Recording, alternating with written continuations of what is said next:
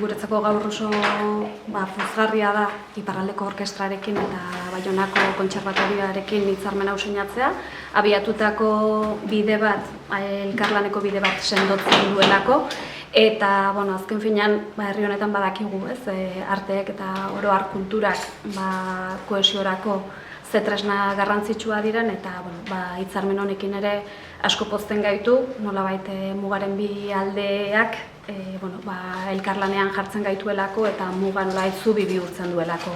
Zubi, bai herri arte eskolako ikasleentzat, profesionalentzako eta baita publikoarentzako ere aukera berriak sortzen dituelako, eta zentzu horretan oso berri pozgarria da gaurkoa. Hitzarmen honek pixkat herri arte eskolarentzat suposatzen duena onura batzuk ekartzen dituela bai herri arte eskolarentzat eta bai herriarentzat, eta zentzu horretan hiru ildo azpimarratuko nituzke. Alde batetik eskolaren hezkuntza proiektuaren sendotzea edo sendotzeari laguntzen diola, beste aldetik bai ikasle eta bai irakasleen arteko harremanak sendotzea ekartzen duela baita ere, eta azkenik herritarrentzat kultura arloan baita ere onurak ekartzen dituela, adibidez Iparraldeko Orkestrako bezalako egitasmoak herrira ekarriz.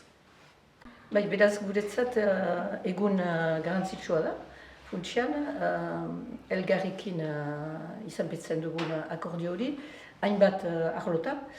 Baionako Kontserbatorioa hastapenetik bere helburua da musika Euskal Herri soko guzietara edatzea.